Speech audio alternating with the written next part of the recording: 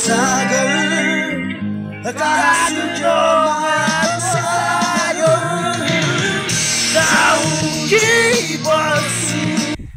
यो के को लागि अनुभव खरिया छ हामीले लङ्गुर भन्छ।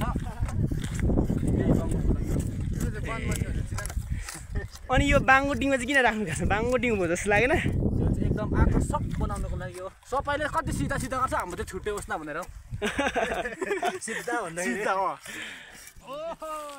सँगै के को लागि आएको हाम्रो? यो काठ के को लागि आएको?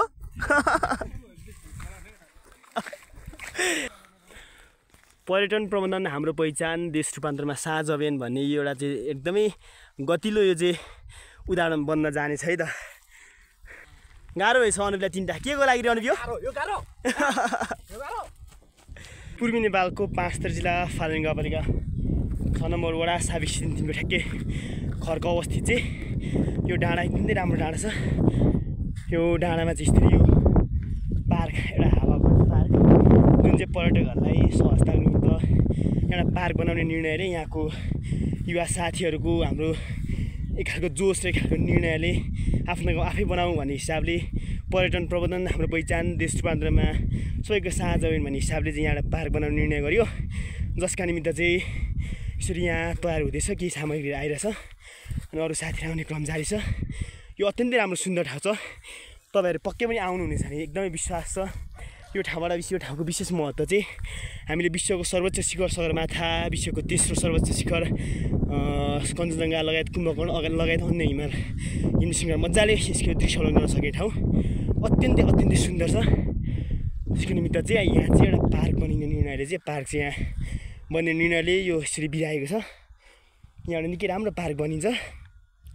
यो पार्कको निमित्त चाहिँ यो पार्क बनाउनको निमित्त चाहिँ यहाँका तमाम युवा साथीहरू, अग्रज दाइहरू, तुम्बाहरूको एकदम सबैको सहकार्य छ। त्यसको निम्ति चाहिँ हामी एकदमै तयारी छौँ है त। जुन पार्क निर्माणको निमित्त चाहिँ अगाडि विपन दाई, पछाडि मनोज अनि अरू साथीहरू यसरी पार्कका सामग्रीहरू ल्याउनुको निमित्त चाहिँ यो दिएको छ। यो हाम्रो के को लागि आउँदैछ हौ? हाम्रो यहाँ पार्क हो, पार्कको लागि है, हावाघर बनाउनुको लागि। ल यहाँ आकाशसँगै बसेर भ्यू हेर्नु गइरहेछ। यो जोस र यो उत्साहले पक्कै पनि देश परिवर्तन गर्न सकिन्छ भने त्यो खालको अठो चाहिँ हामी राख्न सक्छौँ है त।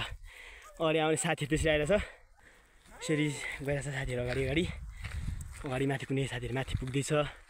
यो अत्यन्तै राम्रो ठाउँमा चाहिँ एउटा पार्क बनाउनुको निमित्त चाहिँ यो कार्य भइरहेछ है त।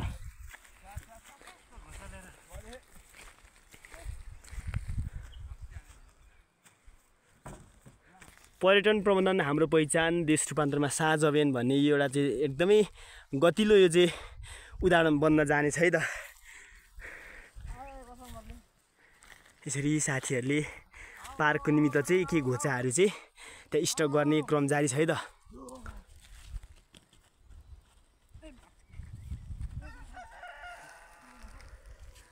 यता अझै आउने क्रम जारी नै छ। गाह्रो भएछ अनुपलाई तिनवटा के को लागि रहनु यो?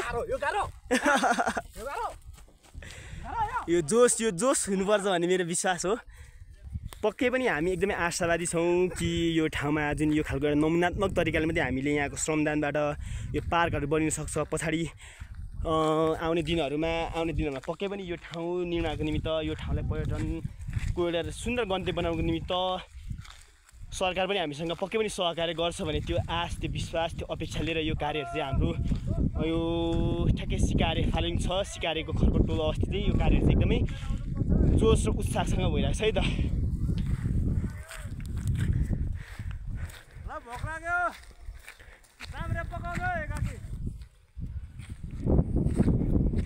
यस्तो तरिकाले चाहिँ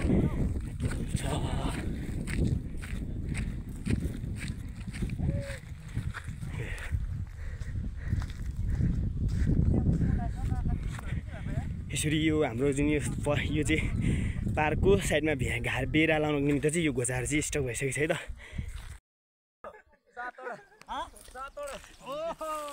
सँगै के को लागि आएको हाम्रो? यो काठ के को लागि आएको? एकदमै लजाएर उजेन अनार छुपिरहेको त है त। लड चाहिँ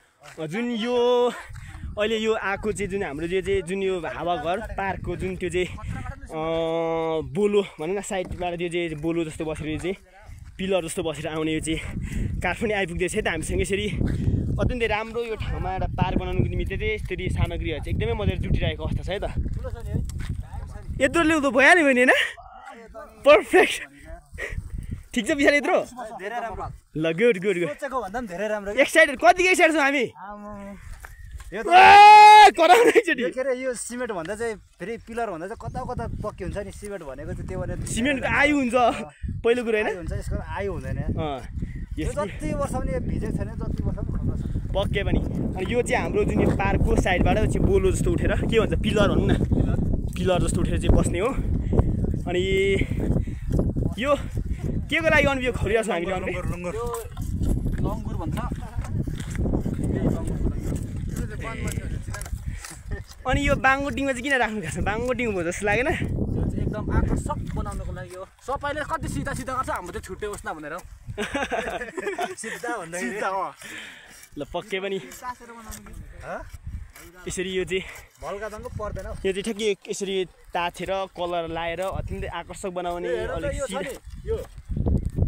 यो पनि गर्नुपर्छ यो गर्दा सबै जान्छ हेर्नु त यस्तो हुन्छ क्या ए त्यो पहिलो पनि यो पहिलो खराइले छर्केको जस्तो हुँदैन क्या यो कलर गर्दाखेरि उड्छ नि त यस्तो एक्साइटेड माहौलमा यो उत्साहको साथमा कार्य चाहिँ धमाधम भइरहेको छ एकदमै धेरै एक्साइटेड छौँ हामी चाहिँ म चाहिँ लगायत हाम्रो टोली एकदमै धेरै एक्साइटेड छौँ है त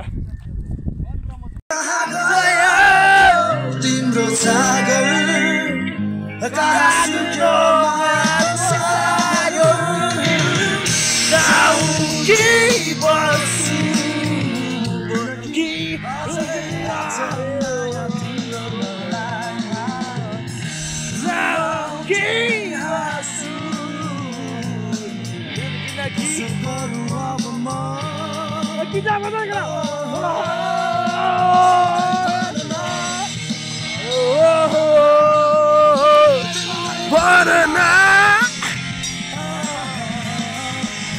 गिटार बोक्दै तिमी गिटार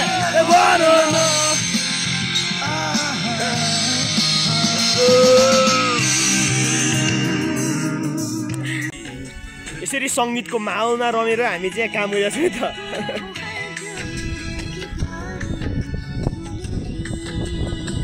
हाम्रो डेक यहाँ छ त पुरा ब्याकअपले चार्ज गरेर डेक त्यहाँ छ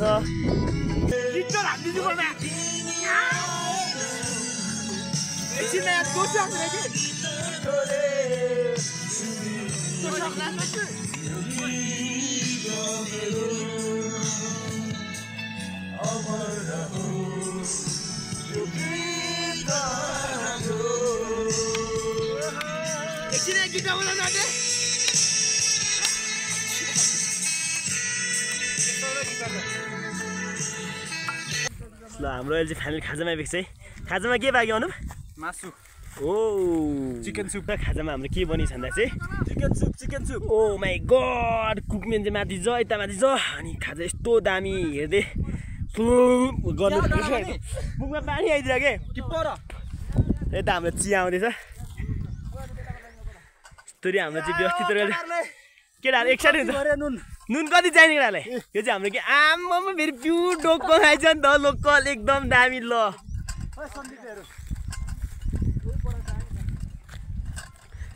अनि केटाहरूले चाहिँ यो चाहिँ हाम्रो जुन यो चाहिँ लङ्गुर बस्ने हो साइडमा लङ्गुर बस्ने त्यसको निमित्त चाहिँ यसरी ताछिरहेको छ है त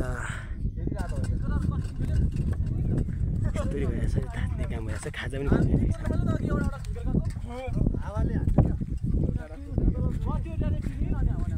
यस्तो दामी ठाउँ छ यति पिसफुल यति आनन्द हुने ठाउँ वा यस्तो ठाउँमा चाहिँ हाम्रो कामहरू चाहिँ भइरहेछ है त